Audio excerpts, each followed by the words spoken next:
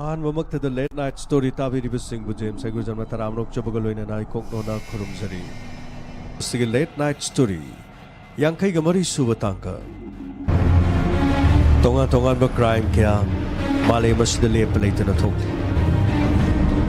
ꯑꯁꯤꯒꯨꯝꯕ ꯀꯌꯥ ꯑꯁꯤꯗꯒꯤ ꯃꯤꯌꯥꯝꯒꯤ ꯃꯤꯠ ꯅꯥꯀꯣꯡ ꯑꯣꯏꯖꯅꯅꯕꯒꯤꯗꯃꯛ ꯂꯦꯠ ꯅꯥꯏꯠ ꯁ꯭ꯇꯣꯔꯤꯗ ꯄꯨꯖꯔꯛꯂꯤ ꯉꯁꯤꯁꯨ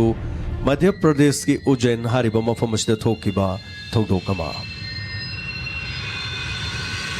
मध्य प्रदेश की मफम असिद लेरिबा उज्जैन हारिबा मफम असी हिंदू गिदी यामना मरुइबा मफम अमखंगनी।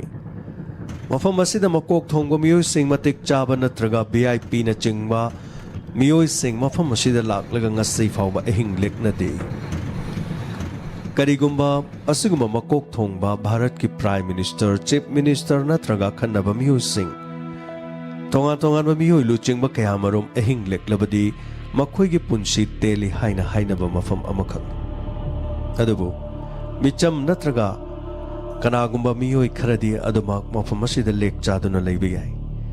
हिंदू धर्म की हाइनबगी मतुंगिना मफम असी महादेवना कोनबा मफम अमनी असिगुंबा मफम असिदा मतिक मेयाइ लिबा मियोइ सिंग लैबदा महादेव लैबा मरमना मदुदा मुन्नबदा महादेवना ngambana मखोइगी मपुंसी असि तेली हाइना हिंदू धर्मदा थाजनबा अदुगुंबा मफम अमखकनी। वाफम मसिना तोंगाना ओइरगा मसिना मध्य प्रदेश ता अदुगुंबा ngasi ngasi ma hainaba wafam da miyamgi होंनिंग लोकसिंग ओइनेनबगिदमक पंजबने। November की तांग 15 चिंतामणि बाईपास की मफम अमदा सही 30 रोम सुरबी स्वास्थी कौबल लैसाबी नुपी अमखक मफम अदुद एक्सीडेंट अमखक थोखिरमे। एक्सीडेंट असी महाके मथक्ता गाड़ी गुंबा अमना तक्खिबगुमन मसिगी मतुंगदा CSL हॉस्पिटल दा नुपा अमना स्वाति महाके अशोक मसा अदु कोलगा पुरकलगा हॉस्पिटल ताना थिनबिरखिरम। नुपा अदु खनानो हाइबदी खंखिदे। चही 30 सुरबी स्वाति महाक हॉस्पिटल योरकलबा मतुंगदा ngaiहक लाइकन अरमलगा मपुंसी मांगखिरमी। अदुबु एक्सीडेंट अदु करमना थोखिबा करिगुम मत खंगलमदे महाकु थिलक्लिबा नुपा अदुना कनानो हाइबसु खंगलमदे। अदुबु मसिगी मतुंगदा पुलिसना केस असि एक्सीडेंट थोक्लिबी असिगुम स्वाति सिरबा मतुंगदा महाक मतौ करमना सिबनो कदावाइदा एक्सीडेंट थोकपनो महाकु थिलक्लिबा नुपा अदुना कनानो हाइबसि पुलिसना थिगतखिरमी। हॉस्पिटल दा पालिबा CCTV की फुटेज येंगबा मतमदा स्वाति थिलक्लिबा नुपा अदु सिक नुपा अमनी हाइबे खंखि। पुलिसना नुपा अदु थीबा होखि। मसिगी मतुंगदा पुलिसना कोइथि थिदुना CCTV की फुटेज ता महाक की फोटो अदु चिंगथोकलगा मफम कयादा थीबा मतमदा सुखविंदर तनुजा कौबा चही 90 सुरबा मियोइ अमनी हाइबा खंखि। एक्सीडेंट थोकफमदगी पंगलाप लापतना महाकी मफम अदुदा का भरा सांतोकपा अमसु लै। अदुबु यामना ngaklibadi सुखविंदरना अशोक पनुपी अदु एक्सीडेंट थोकपा मफम अदुदगी पुबिरक्लगा मथवाई कननबदी होनरमखि। अदुबु मदु थमलमलगा परप्रप चटखिबा सिकरिगिनो नत्रगा महांगना थमलंबा नुपी अदु महांगना थमलंबनी महाक हिंगलब्रा सिरब्रा नत्रगा करी तौरे हाइदुना हंगबा लाक्त्रिबा करिगिनो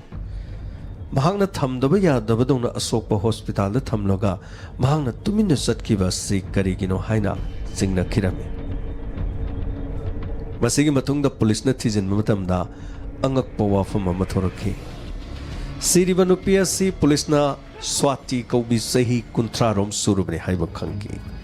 लोइनना CCTV फुटेज ता महाकु थिलक्निबा नुपा असि सुखविंदरनि हाइबसि खंगबा ngamखि। अदुरबदी स्वाति अमदि सुखविंदर करी मरी लेनबगे यामना ngakkiba wafamde 2015 दा सुखविंदर हारिबा नुपा असिना स्वाति हारिबा नुपी अस रेप तौखि। असिगुंबा रेप की चार्ज अमदा स्वातिना केस तौरपदगी सुखविंदर मराल लेदुना पुलिसना फाखि अमदि मतम खरा जेल दा महक लेखिरम। मसिगी मतुंगदा ख्वाइदगी ngakpa wafamdi जेलदगी थोरक्लबा मतुंगदा स्वाति अमदि सुखविंदर अमुक हन्ना मखोय अनि मरी लेनखि। ꯃꯁꯤꯗ ꯃꯤꯌꯥꯝ ꯄꯨꯝꯅꯃꯛ ꯉꯛꯈꯤꯔꯝꯃꯤ꯫ ꯃꯁꯤꯒꯤ ꯃꯇꯨꯡꯗ ꯇꯁꯦꯡꯅꯃꯛ ꯁꯨꯈꯋꯤꯟꯗꯔꯅ ꯔꯦꯞ ꯇꯧꯈꯤꯕ꯭ꯔꯥ ꯅꯠꯇ꯭ꯔꯒ ꯃꯈꯣꯏꯅꯤꯒꯤ ꯀꯔꯝꯕ ꯑꯔꯣꯟꯕ ꯃꯔꯤ ꯂꯩꯕꯅꯣ ꯍꯥꯏꯕꯁꯤꯅꯤ꯫ ꯄꯨꯂꯤꯁꯅ ꯍꯥꯏꯐꯦꯠ ꯊꯤꯕ ꯃꯇꯝꯗ ꯁꯨꯈꯋꯤꯟꯗꯔ ꯑꯃꯗꯤ ꯁ꯭ꯋꯥꯇꯤ ꯃꯈꯣꯏ ꯑꯅꯤ ꯑꯔꯣꯟꯕ ꯃꯔꯤ ꯂꯩꯅꯩ꯫ ꯃꯃꯩ ꯊꯪꯗ ꯁ꯭ꯋꯥꯇꯤꯅ ꯃꯍꯥꯛꯄꯨ ꯂꯧꯁꯤꯜꯂꯨ ꯍꯥꯏꯕꯗ ꯅꯨꯄꯥ ꯑꯁꯤꯅ ꯌꯥꯗꯕꯗꯒꯤ ꯃꯉꯣꯟꯗ ꯔꯦꯞꯀꯤ ꯆꯥꯔꯖ ꯇꯧꯔꯒ ꯃꯍꯥꯛꯄꯨ ꯀꯦꯁ ꯑꯣꯏꯅ ꯊꯥꯡꯒꯠꯇꯨꯅ ꯖꯦꯜꯗ ꯂꯩꯍꯟꯈꯤꯕꯅꯤ ꯍꯥꯏꯕ ꯋꯥꯐꯝ ꯑꯁꯤ ꯈꯪꯂꯛꯈꯤꯔꯝꯃꯤ꯫ ꯑꯉꯛꯄ ꯋꯥꯐꯝ ꯑꯃꯅꯤ꯫ ꯑꯦꯛꯁꯤꯗꯦꯟꯒꯤ ꯃꯃꯥꯡꯗ ꯁ꯭ꯋꯥꯇꯤ ꯑꯃꯗꯤ ꯁꯨꯈꯋꯤꯟꯗꯔ ꯁ꯭ꯋꯥꯇꯤꯒꯤ ꯐꯣꯟꯗ ꯁꯨꯈꯋꯤꯟꯗꯔꯅ ꯐꯣꯟ ꯇꯧꯔꯒ ꯀꯧꯈꯤ ꯍꯥꯏꯕ ꯃꯍꯥꯛꯀꯤ ꯀꯣꯜ ꯗꯤꯇꯦꯜꯁꯇ ꯄꯨꯂꯤꯁꯅ ꯊꯤꯒꯠꯄ ꯃꯇꯝꯗ ꯏꯔꯥꯏ ꯂꯥꯏꯅ ꯈꯪꯈꯤꯔꯝꯃꯤ꯫ ꯃꯁꯤꯒꯤ ꯃꯇꯨꯡꯗ ꯃꯤꯌꯥꯝꯗ ꯋꯥꯔꯤ ꯑꯁꯤ ꯇꯥꯕ ꯅꯨꯡꯉꯥꯏꯅꯅꯕꯒꯤꯗꯃꯛ ꯇꯁꯦꯡꯅ ꯁꯨꯈꯋꯤꯟꯗꯔ ꯖꯦꯜꯗꯒꯤ ꯊꯣꯛꯂꯛꯂꯕ ꯃꯇꯨꯡꯗ ꯁ꯭ꯋꯥꯇꯤꯗ ꯂꯥꯜꯂꯦ ꯍꯥꯏꯈꯤꯔꯝꯃꯤ꯫ ꯃꯈꯣꯏꯅꯤ ꯍꯥꯟꯅꯒꯨꯝꯅ ꯃꯔꯤ ꯂꯩꯅꯕꯗꯨ ꯃꯔꯤ ꯑꯗꯨꯝ ꯂꯩꯅꯁꯤ꯫ ꯑꯩꯅ ꯅꯉꯣꯟꯗ ꯃꯤꯔꯥꯏꯈꯤꯕꯗꯨ ꯂꯥꯜꯂꯤ꯫ ꯅꯪꯅ ꯑꯩꯕꯨ ꯑꯃꯨꯛꯇ ꯉꯥꯛꯄꯤꯌꯨ꯫ ꯃꯇꯝ ꯑꯗꯨꯗ ꯁ꯭ꯋꯥꯇꯤꯁꯨ ꯑꯁꯤꯒꯨꯝꯕ ꯊꯧꯗꯣꯛ ꯑꯃ ꯊꯣꯛꯈꯤꯕ ꯃꯔꯝꯅ ꯂꯩꯁꯥꯕꯤ ꯑꯣꯏꯔꯕꯁꯨ ꯃꯍꯥꯛꯀꯤ ꯄꯨꯟꯁꯤꯗ ꯑꯇꯣꯞꯄ ꯃꯤꯑꯣꯏ ꯑꯃꯠꯇꯅ ꯅꯨꯡꯁꯤ ꯅꯠꯇ꯭ꯔꯒ ꯃꯌꯨꯝ ꯃꯀꯩ ꯄꯥꯟꯅꯅꯕꯒꯤꯗꯃꯛꯇ ꯀꯔꯤꯒꯨꯝꯕ ꯄ꯭ꯔꯄꯣꯖꯦꯜ ꯑꯃꯠꯇ ꯂꯥꯛꯈꯤꯔꯝꯗꯦ꯫ ꯃꯁꯤꯒꯤ ꯃꯇꯨꯡꯗ ꯁ꯭ꯋꯥꯇꯤꯅ ꯈꯟꯈꯤꯕꯗ ꯇꯁꯦꯡꯅꯃꯛ ꯃꯍꯥꯛꯀ ꯃꯔꯤ ꯂꯩꯅꯔꯝꯕ ꯇꯁꯦꯡꯅ ꯂꯝꯕꯤꯗ ꯐꯥꯔꯒ ꯃꯍꯥꯛꯄꯨ ꯔꯦꯞ ꯇꯧꯈꯤꯕ ꯅꯠꯇꯦ, ꯑꯗꯨꯕꯨ ꯃꯈꯣꯏꯅꯤ ꯂꯩꯅꯕ ꯃꯔꯤ ꯑꯗꯨꯗ ꯃꯍꯥꯛꯅ ꯔꯦꯞ ꯇꯧꯏ ꯍꯥꯏꯗꯨꯅ ꯆꯥꯔꯖ ꯇꯧꯈ꯭ꯔꯕꯁꯨ ꯃꯍꯥꯛꯀꯤ ꯃꯐꯝꯗ ꯆꯪꯖꯔꯛꯂꯕꯗꯤ ꯃꯍꯥꯛꯀ ꯅꯨꯡꯁꯤꯅꯕꯗ ꯀꯔꯤꯁꯨ ꯀꯥꯏꯕ ꯂꯩꯇꯦ ꯍꯥꯏꯅ ꯈꯟꯈꯤ ꯑꯃꯗꯤ ꯃꯈꯣꯏ ꯑꯅꯤ ꯍꯥꯟꯅꯒꯨꯝꯅ ꯑꯔꯣꯟꯕ ꯃꯔꯤ ꯂꯩꯈꯤꯔꯝꯃꯤ꯫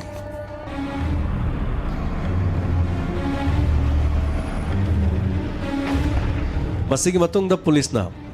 ꯑꯁꯤꯒꯨꯝꯕ ꯋꯥꯐꯝꯁꯤꯡ ꯂꯩꯔꯕꯅꯤꯅ ꯁ꯭ꯋꯥꯇꯤꯒꯤ ꯃꯍꯥꯛꯀꯤ ꯍꯛꯆꯥꯡ ꯑꯁꯤ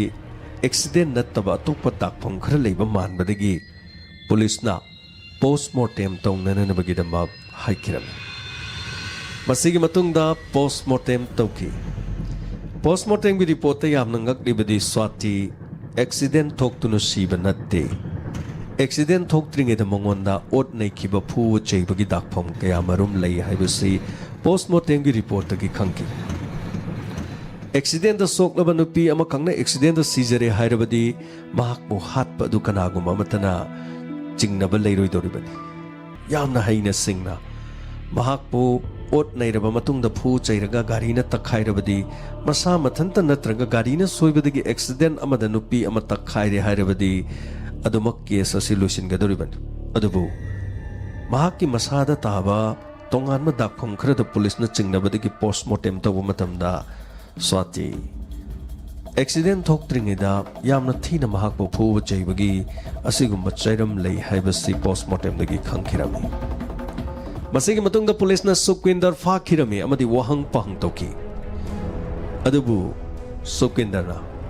ꯑꯗꯨꯒꯨꯝꯕ ꯊꯧꯗꯣꯛ ꯑꯃꯠꯇ ꯂꯩꯇꯦ ꯍꯥꯏꯕ ꯋꯥꯐꯝꯁꯦ ꯍꯥꯏꯈꯤꯔꯝꯃꯤ꯫ ꯄꯨꯂꯤꯁ ꯀꯁꯇꯗꯤꯗ ꯂꯩꯈꯤ꯫ ꯄꯨꯂꯤꯁꯀꯤ ꯏꯟꯚꯦꯁꯇꯤꯒꯦꯁꯟ ꯃꯈꯥ ꯇꯥꯅ ꯆꯠꯊꯈꯤ꯫ ꯃꯍꯥꯛꯀꯤ ꯃꯆꯤꯟꯗ ꯍꯪꯕ ꯃꯇꯝꯗ ꯑꯦꯛꯁꯤꯗꯦꯟ ꯊꯣꯛꯂꯤꯕ ꯃꯐꯝꯁꯤ ꯆꯤꯟꯇꯥꯃꯅꯤ ꯕꯥꯏꯄꯥꯁ ꯀꯧꯕ ꯃꯐꯝ ꯑꯃꯗꯅꯤ꯫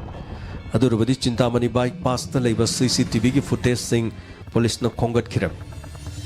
ꯍꯥꯏꯔꯤꯕ CCTVꯒꯤ ꯐꯨꯇꯦꯖꯇ ꯑꯉꯛꯄ ꯋꯥꯐꯝ ꯑꯃꯗꯤ ꯍꯥꯏꯔꯤꯕ ꯕꯥꯏꯄꯥꯁ ꯑꯁꯤꯒꯤ ꯃꯅꯥꯛꯇ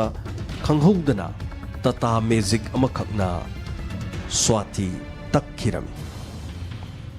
ꯃꯁꯤꯒꯤ ꯃꯇꯨꯡꯗ ꯇꯥꯇꯥ ꯃꯦꯖꯤꯛ ꯑꯗꯨꯒꯤ ꯑꯣꯅꯔ ꯃꯄꯨ ꯑꯗꯨ ꯀꯅꯥꯅꯣ ꯍꯥꯏꯗꯨꯅ ꯄꯨꯂꯤꯁꯅ ꯊꯤꯈꯤ꯫ ꯃꯁꯤꯒꯤ ꯃꯇꯨꯡꯗꯒꯤ ꯒꯥꯔꯤ ꯑꯗꯨꯕꯨ ꯊꯧꯔꯤꯕ ꯗ꯭ꯔꯥꯏꯚꯔ ꯑꯃ ꯐꯪꯈꯤꯔꯝꯃꯤ꯫ ꯗ꯭ꯔꯥꯏꯚꯔ ꯑꯁꯤꯒꯤ ꯃꯃꯤꯡ ꯋꯥꯍꯤꯗ ꯀꯧꯕ ꯃꯤꯑꯣꯏ ꯑꯃ ꯑꯣꯏꯔꯝꯃꯤ꯫ ꯋꯥꯍꯤꯗ ꯐꯥꯈꯤ, ꯃꯉꯣꯟꯗ ꯋꯥꯍꯪ ꯄꯥꯍꯪꯈꯤ꯫ ꯃꯁꯤꯒꯤ ꯃꯇꯨꯡꯗ ꯋꯥꯍꯤꯗ ꯐꯥꯔꯕ ꯃꯇꯨꯡꯗ ꯁ꯭ꯋꯥꯇꯤ ꯇꯛꯄꯒꯤ ꯀꯦꯁ ꯑꯁꯤꯗ ꯄꯨꯂꯤꯁꯅ ꯊꯤꯕ ꯃꯇꯝꯗ ꯁ꯭ꯋꯥꯇꯤꯕꯨ ꯁꯨꯈꯋꯤꯟꯗꯔꯅ ꯀꯧꯕꯗꯒꯤ ꯃꯍꯥꯛ ꯃꯐꯝ ꯑꯗꯨꯗ ꯂꯥꯛꯈꯤꯕꯅꯤ ꯍꯥꯏꯕ ꯀꯣꯜ ꯗꯤꯇꯦꯜꯁꯇꯒꯤ ꯈꯪꯈꯤꯕ ꯑꯗꯨꯒ ꯃꯔꯤ ꯂꯩꯅꯅ ꯏꯟꯗꯣꯔꯗ ꯂꯩꯕ ꯄꯪꯀꯖꯀ ꯁꯨꯈꯋꯤꯟꯗꯔꯒ ꯋꯥꯔꯤ ꯇꯣꯏꯅ ꯁꯥꯟꯅꯈꯤ ꯍꯥꯏꯕ ꯃꯍꯥꯛꯀꯤ ꯀꯣꯜ ꯗꯤꯇꯦꯜꯁꯇꯒꯤꯁꯨ ꯈꯪꯈꯤꯔꯝꯃꯤ꯫ ꯄꯪꯀꯖ ꯐꯥꯔꯕ ꯃꯇꯨꯡꯗ ꯁꯨꯈꯋꯤꯟꯗꯔ ꯂꯣꯏꯅꯅ ꯋꯥꯍꯤꯗ ꯐꯥꯔꯕ ꯃꯇꯨꯡꯗ ꯃꯈꯣꯏ ꯄꯨꯝꯅꯃꯛ ꯑꯁꯤ ꯄꯨꯂꯤꯁꯅ ꯑꯃꯃꯝꯇ ꯋꯥ ꯍꯪꯈꯤꯔꯝꯃꯤ꯫ ꯃꯈꯣꯏꯒꯤ ꯋꯥꯔꯤꯁꯤꯡ ꯑꯁꯤ ꯑꯃꯒ ꯑꯃꯒ ꯄꯨꯟꯁꯤꯟꯅꯗꯨꯅ ꯀꯔꯤꯗ ꯃꯔꯤ ꯂꯩꯅꯔꯛꯀꯗꯧꯔꯤꯕꯅꯣ ꯍꯥꯏꯕ ꯑꯁꯨꯝꯅ ꯄꯨꯂꯤꯁꯅ ꯊꯤꯖꯤꯟꯕ ꯍꯧꯈꯤ꯫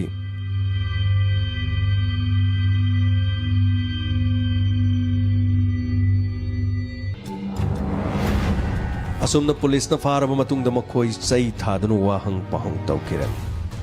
ममई थंगदा मखोइना हाइदोरकपा वाफम अदुदी सुखविंदर हाइरिबा मियोय असिना असिगुम्बा थबक असि पांगथोकननबगिदमाक पंकज समदि वाहिदता लुपा लाख अमा पीगे हाइबा वाफमदा मंतिकना खिरम अमदि एडवांस ओइना लुपा लिसिंग कुन पिखि अमदि मखोइना ओटलबा स्वातिगी हकचांग अदुबु लंबीदा थादरगा एक्सीडेंट थोकपा माननबगी तखाइबा अदुदा मदुगी थबकतु हे लोइबगा लुपा लिसिंग मरफु मखोइदा पिखि असुमना वाहंग पहंग तौबा मतमदा पुन्ना खंगखिबदि उमा कौबा नुपी अमा लोइनाना समीर कौबा नुपा अमा संजय कौबा नुपा अमा मखोइ अहुमसु स्वास्थ्य मफम असिदा लाकपदा हातननबगिदमाक असिगुमा प्लान असिदा सिनबदा अमदि महाकपु ओटनैबदा हारिबा मियोइसिंग असि सिजनके हाइबसिनि मसिगी मतुंगदा ड्राइवर वाहिद सुखविंदर मसामक अमदि प्लान असिदा सिनबदा पंकज पुन्ना मखोइ मियोइ तरुकना स्वातिदा ओटनैखि अमदि थौदोक असिदा चेनबनि हाइबा खंखिरम असुमना मखोइना ओट अबा मतुंगदा मैजिक न तखाइरगे एक्सीडेंट थोकपा माननबगिदमा पुमनमक असि सुखविंदर न सिनखिबनि हाइबसि इराइ लाइना खंखि मसिगी मतुंगदा तखाइरबा स्वातिगी हकचांग अदु सुखविंदर न हॉस्पिटल मिनुंगसी लेबा सादुना महाक चेनरक्तनबगिदमा महाकना सुकनबिरमी हाइबा याननबगी असोकपा मसादु हॉस्पिटल थिलक ओइरमखि अदुबु महाकना हॉस्पिटल थिलकलबसु हॉस्पिटल अदुदा करम तौई करी तौई हाइबदुदी महाकना हंगलदे हंगबदी करमना हंगनी मरमदी हौखिबा मतम खरगी ममांगदा स्वाति रेप तौबगिदमक जेलदा लेरुबा महाकना कनबिरमी हाइबु वाफमदुदी अमुक हेन चिंगनगनी हाइना महाकना खनखिरमी ngasi gi case asi amarom de yamna chamba case amakang asumna makoi mioi taruk phaduna police custody da makoi remand loktaduna makoi gi mathakta swachi hatpagi damak chairak pina nanubagi damak sem saduna leiri adubu yamna ngakliba wafam amadi Sukhwinder hariba mioi asida police na hangba matamda karigi damak tano swati hatpagi maram taseng namaki Sukhwinder haribasi hana mayum makai palaba mioi amakhang asumna mahagna mayum makai panduna laisabi swastiga mari leinaduna aronba mari koina chatharakba asida swati na pamadi mahakpu loksinba amadi imung aduda mahak leiba haibasini adubu Sukhwinder na haribasi sungpam pamlamde masigi matungdagi mahakki plan kari tawgani haiduna khalakpa matamda asumna thawasa aduna leithok lingaida swatina mahakku rape tawbire haiduna case palaki masigi matungda case mayok naraba matungda Sukhwinder jail da leki jail da matam khara leiruraga amuk hana bail da tholokpa matamda taseng namaki mahakki marala si kokpi nananabagi dama mahakna amuk swati da haiki Swastina do makoi ani hana mari leinarakpani na dugumba kiba kayamarum adu hundok laba matungda mahak kasu aronba mari leinarakpani na mahak na nungsiba saduna mahak nungsiba gilangda amona tudana makoi ani aronba mari leinakiram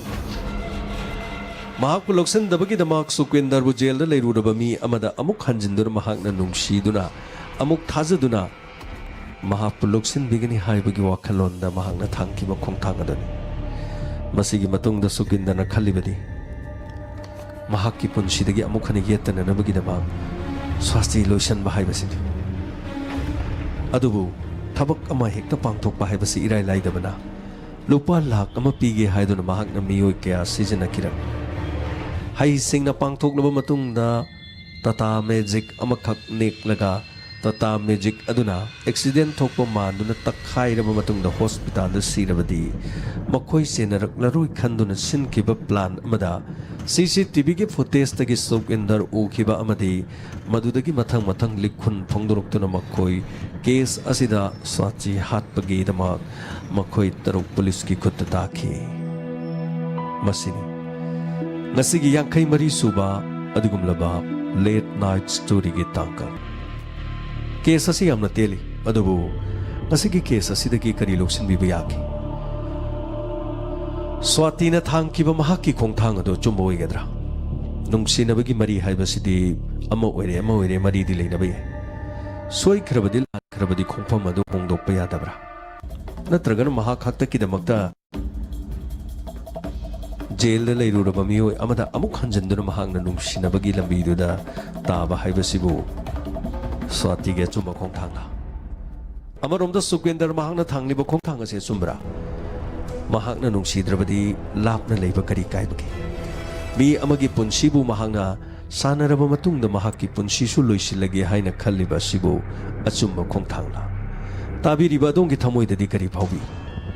ꯑꯗꯣꯝ ꯁ꯭ꯋꯥꯇꯤ ꯑꯣꯏꯔꯝꯃꯕ, ꯑꯗꯣꯝ ꯁꯨꯈꯋꯤꯟꯗꯔ ꯑꯣꯏꯔꯝꯂꯕꯗꯤ ꯀꯔꯤ ꯈꯣꯡꯊꯥꯡ ꯊꯥꯡꯒꯅꯤ? ꯃꯇꯥꯡ ꯑꯁꯤꯗ James ꯍꯥꯏꯒꯨꯔꯤꯖꯝꯅ ꯑꯃꯨꯛꯀ ꯍꯟꯅ ꯈꯨꯔꯨꯝꯖꯔꯤ꯫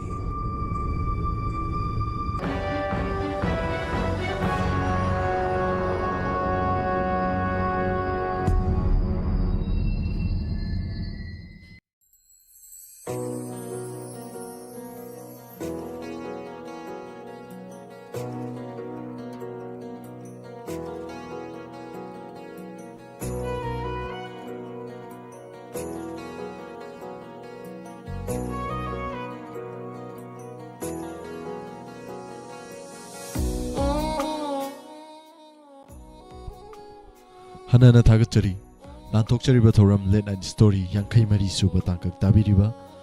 ꯑꯃꯗꯤ ꯃꯤꯠꯌꯦꯡ ꯇꯥꯕꯤꯔꯤꯕꯁꯤꯡꯕꯨ ꯍꯟꯅꯅ ꯊꯥꯒꯠꯆꯔꯤ꯫ ꯊꯧꯔꯝ ꯂꯥꯟꯊꯣꯛꯇꯨꯅ ꯇꯥꯍꯟꯖꯔꯤꯕ ꯑꯁꯤ 90.0 ꯋꯥꯡ ꯔꯦꯗꯤꯑꯣ ꯑꯃꯗꯤ ꯗꯥꯏꯃꯟ ꯇꯤꯚꯤꯒꯤ ꯊꯧꯔꯝ ꯄꯔꯤꯡꯁꯤꯡꯅꯤ꯫ ꯊꯧꯔꯝ ꯑꯁꯤꯒꯤ ꯃꯈꯥ ꯆꯠꯊꯖꯔꯛꯄ ꯏꯟꯁꯄꯦꯛꯇꯔ ꯇꯌꯥꯏꯒꯤ ꯑꯅꯧꯕ ꯏꯄꯤꯁꯣꯗ